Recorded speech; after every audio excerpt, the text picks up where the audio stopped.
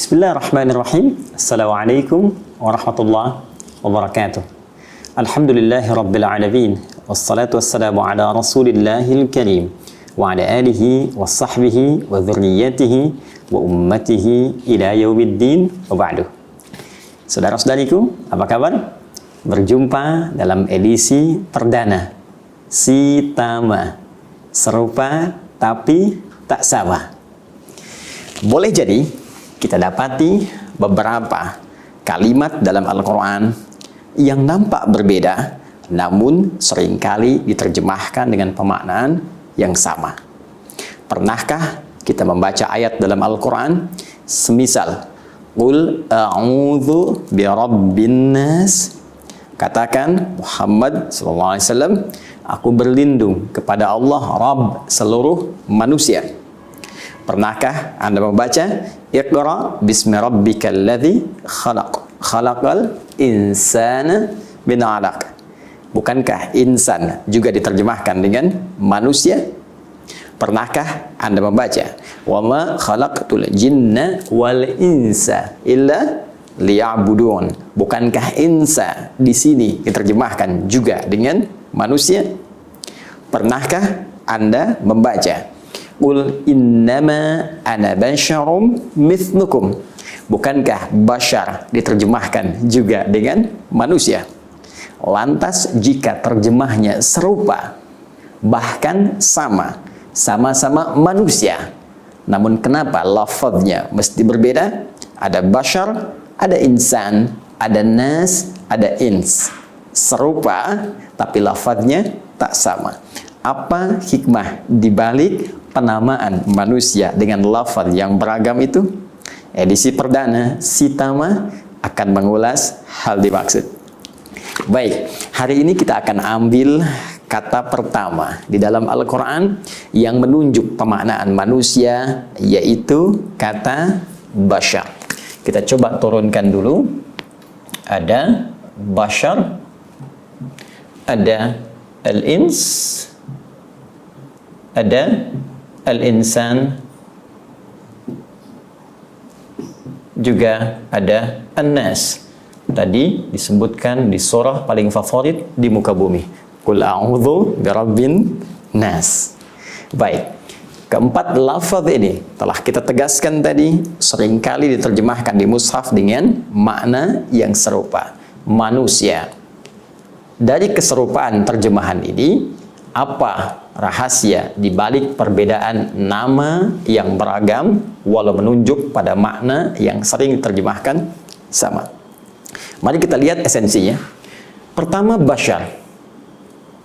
Dan ini adalah nama pertama yang diperkenalkan oleh Allah Subhanahu wa Ta'ala kepada para malaikat dan sebagian kalangan jin yang telah tercipta sebelum manusia. Nama pertama inilah yang diperkenalkan oleh Allah kepada malaikat dan kalangan jin dimaksud. Disebutkan dalam Al-Quran surah ke-15 Al-Hijr ayat ke-28. Allah berfirman, wa idh qala rabbuka lil malaikati inni khaliqum basyara min salsalim min hama'im masnun. Muhammad SAW, ingatlah, pahamilah ketika Rabbmu menginfokan, menyampaikan kepada kalangan malaikat dan sementara jin yang hadir pada saat itu, bahwa aku akan mencipta makhluk baru yang bukan malaikat, bukan jin, tapi basyar. Dan basyar ini disebutkan sebanyak 35 kali dalam Al-Quran pada bentuk tunggal mufradnya, dan disebutkan satu kali saja dalam bentuk dual muthanna, yaitu basyaraini. Ya, tersebut dalam Al-Quran surah ke-23 ayat ke-47. Baik, sekarang kita gali kedalaman maknanya. Kata basyar pada mulanya menunjuk pada makhluk yang secara fisikal tampil dengan tampilan yang elok, indah, dengan kulit yang halus, maka dinamakan dengan basyar. Di sini secara fisikal Allah ingin membedakan tampilan manusia dengan hewan. Seakan-akan ingin menunjuk bahwa tampilan manusia sempurna. Tampilannya indah, elok, kulitnya halus. Walaupun ada perbedaan pigmen kulit yang disesuaikan dengan wilayah tempat dia tinggal, sesuai dengan cuaca yang ia rasakan, agar bisa menyesuaikan dengan iklim, beraktivitas nyaman di tempat dia hidup. Namun, kesemuanya memiliki tampilan kulit yang halus dan sempurna ciptaan fisiknya. Untuk itu Allah tegaskan dalam Al-Quran surah ke-95 itu, setelah bersumpah dengan 3 risalah kenabian, baik risalah Nabi Musa alaihissalam, Nabi Isa alaihissalam, bahkan Nabi Muhammad sallallahu alaihi wasallam puncaknya, wattini wazzaitun wa turi sinin wa hadzal baladil amin laqad khalaqnal insana fi ahsani taqwim. At-tin dan zaitun, tempat wilayah Nabi Isa dari mulai lahir sampai berdakwah. Wa turi sin, ya, bukit Tursina, Nabi Musa alaihi salam menerima wahyu. Wa hadzal baladil amin, Nabi Muhammad sallallahu alaihi wasallam diangkat mendapat risalah di Mekah, di negeri yang sangat terjaga. 3 risalah yang istimewa ini untuk bersumpah pada penekanan penciptaan manusia yang sempurna. Laqad khalaqnal insana fi ahsani taqwim. Kami ciptakan manusia dengan tubuh tampilan yang sempurna. Apa di antara kesempurnaannya? Bashar, berbeda dengan hewan. Kalau hewan kita dapatkan, Masya Allah, kalau nggak percaya pergi ke kebun binatang. Coba bandingkan kulit Anda dengan kulit badak. Bandingkan kulit Anda dengan kulit singa. Bandingkan kulit Anda dengan kulit kerbau. Kalau dikembalikan kepada kita, tampilan manusia lebih sempurna. Baik, namun juga bashar jangan lupa menunjuk kepada aspek kemanusiaan yang memiliki nafsu, ya, kecenderungan untuk makan, kecenderungan untuk minum, kecenderungan untuk berniaga, kecenderungan untuk menunaikan hal-hal hubungan seksual, biologis. Ini yang membedakan manusia dengan malaikat. Malaikat tidak makan, malaikat tidak minum, malaikat tidak berhubungan seksual, malaikat tidak berniaga. Karena itulah ketika Allah memperkenalkan pada malaikat dengan nama bashar, seakan-akan ingin menunjuk pada malaikat bahwa makhluk ini beda dengan kalian.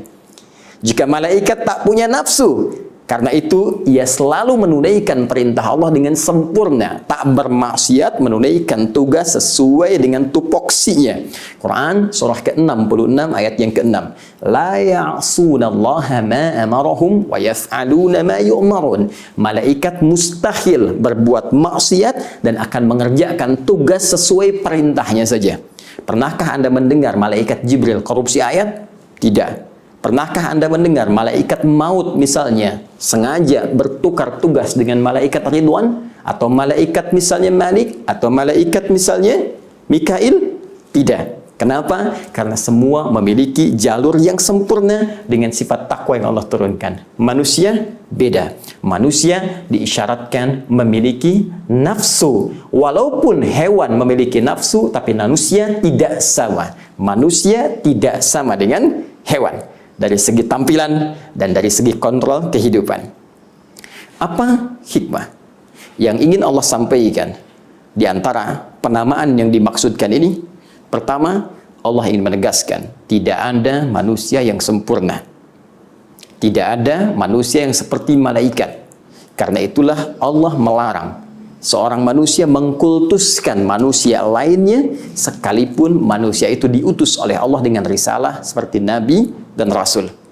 Karena itulah Nabi Muhammad SAW pernah menegaskan dalam Al-Quran surah ke-18 ayat 110 itu, Qul innama ana basyarum mithlukum.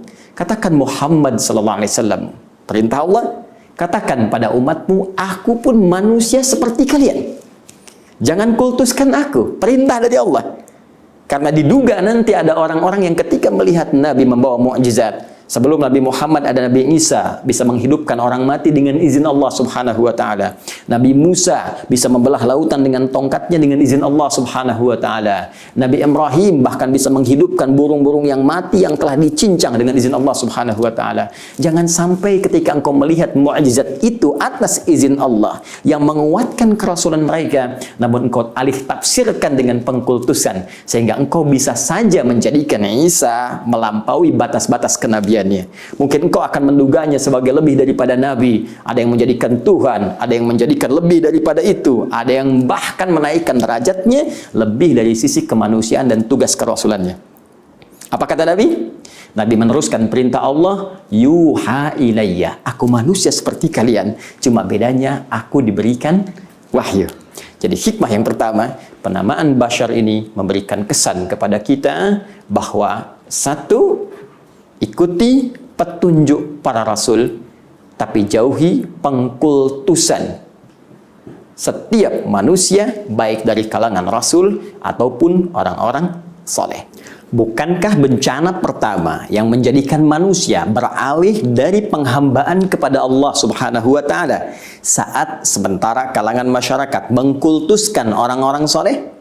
Mari kita lihat Quran surah ke-71, surah Nuh, ayat yang ke-23, ketika Nabi Nuh alaihi salam mulai ditugaskan oleh Allah dengan risalah pertama, mengajak kalangan masyarakat untuk kembali kepada Allah, menyembah Allah secara hanif dengan cara yang benar. Maka apa respon mereka ketika mereka menjawab risalah Nuh alaihi salam itu? Wa qalu la tadharunna alihatakum wa la tadharunna wadda wa la suwa'a wa la yaghutha wa ya'uqa wa nasra. Apa jawab mereka? Dan mereka berkata, jangan tinggalkan Tuhan-Tuhan yang biasa kalian sembah, Tuhan-Tuhan yang biasa disembah. Siapa mereka? Allahu Akbar. Wala tadharunna wadda wala suwa'a, wadda suwa wala yaghutha, yaghuth, ya'uq, nasra. 5. Bukankah 5 orang ini semula adalah orang-orang saleh, orang-orang baik yang taat beribadah kepada Allah Subhanahu wa Ta'ala, namun setelah wafatnya kemudian dikultuskan orang-orang ini lebih daripada makom kehidupan dan penghambaannya kepada Allah. Orang saleh kita hormati, orang saleh kita sayangi, orang saleh kita cintai, tapi jangan pernah mengangkat derajatnya lebih daripada kesolehannya sebagai hamba kepada Allah Subhanahu wa Ta'ala. Nabi, Rasul kita sayangi, Nabi, Rasul kita ikuti petunjuknya, namun jangan pernah mengangkat derajatnya melebihi kerasulannya. Mereka semua maksum, dijaga dari maksiat, dijaga dari salah, namun jangan menjatuhkan risalah mereka dengan mengangkat mereka lebih dari statusnya sebagai Nabi dan Rasul. Jangan jadikan mereka Tuhan, lantas Anda mengatakan Rasul tertentu adalah Tuhan. Tidak. Bagian pertama. Dan yang kedua, yang paling indah, kalimat Bashar juga memberikan kesan kepada kita bahwa setiap manusia butuh nutrisi dalam kehidupannya yang akan dipacu oleh nafsu yang hadir dalam dirinya. Bukankah nafsu makan menjadikan kita memburu makanan? Bukankah nafsu yang muncul merespon sifat haus memburu ragam minuman? Ada jusnya, kan? Ada sirupnya, ada macam-macamnya yang menghubungkan dan memberikan kebutuhan nafsu yang hadir dalam jiwa kita. Bukankah dengan nafsu itu kita ingin menyalurkan hasrat biologis dengan pernikahan yang kita telah lakukan atau akan kita rencanakan? Karena itulah teman-teman, penting diketahui, jika semua hasrat yang hadir pada nafsu dengan sifat lahiriahnya ini tidak pernah diatur dengan baik, dikendalikan dengan sempurna sesuai petunjuk penciptanya, maka akan lahir hadir kekacauan di muka bumi seperti yang diduga para malaikat itu. Ketika mereka mengatakan kepada Allah Subhanahu wa Ta'ala saat Allah berfirman, wa idh qala rabbuka lil malaikati inni ja'ilun fil ardi khalifah qalu ataj'alu fiha may yufsidu fiha wa yasfiku dima. Ya Allah, kami khawatir apakah engkau akan menjadikan tugas khalifah di bumi diberikan pada orang yang berpotensi merusak bahkan menumpahkan darah? Kata Allah, qala inni a'lamu ma la ta'lamun. Aku lebih tahu dari apa yang kalian duga itu. Allah memberikan kontrol kepada nafsu supaya dia bisa diarahkan untuk memenuhi aspek kebutuhan lahiriahnya. Maka muncullah bimbingan bagaimana mencari makan yang baik. Turun Quran surah kedua ayat 168 yang mengatur kita untuk mencari kebutuhan pangan kita dengan halalan thayyibah. Ya ayyuhan nasu kulu mimma fil ardi halalan thayyibah. Hei, cari dengan legal, halal, jangan korupsi, jangan mencuri, jangan merampok, jangan membunuh, jangan menipu. Begitu engkau keluar dari sistem tadi, akan muncul kekacauan di muka bumi. Bukankah dengan korupsi kacau kehidupan kita? Bukankah dengan perampokan, pencurian tidak tenang kehidupan kita? Kalau ingin tenang, kembalikan kepada petunjuk dalam Al-Quran untuk mengatur nafsu lahiriah kita. Demikian, ketika Anda ingin menyalurkan hasrat biologis, seksual, maka turun aturan. Allah berikan gambaran kepada kita, lakukan lewat pernikahan. Quran surah ke-30 ayat ke-21. Disalurkan dengan cara yang benar, ada sistemnya, ada hukumnya, ada paparannya, ada petunjuknya. Dilakukan ini, sempurna kehidupan rumah tangga. Dilampaui atau bahkan disalahi petunjuk ini, maka akan muncul kekacauan yang tidak biasa. Bukankah karena perbuatan zina yang menyebar banyak wabah bertebaran? Bukankah karena perbuatan zina, selingkuh, banyak kemaksiatan, bahkan tidak sedikit pertumpahan darah terjadi? Saudaraku, bahkan dalam hal untuk berbisnis, berusaha pun, berniaga pun, Allah turunkan aturan supaya kita bisa mengendalikan nafsu dengan baik. Itulah bashar, makhluk indah, elok, ciptaan Allah yang diberikan satu keistimewaan dengan kontrol Rabbani yang memberikan arahan pada hal-hal yang sangat luar biasa. Maka sekali lagi, kita makhluk yang tidak mungkin sempurna, tapi juga dengan itu kita diminta menata diri agar tidak melampaui batas-batas kemanusiaan kita. Pun demikian, baca Al-Quran, temukan kata bashar, dan di situ ada petunjuk bagaimana kita mesti mengendalikan nafsu kita ya, sehingga benar dalam petunjuk Allah Subhanahu wa Ta'ala. Adi Hidayat, Si Tama, edisi perdana. Assalamualaikum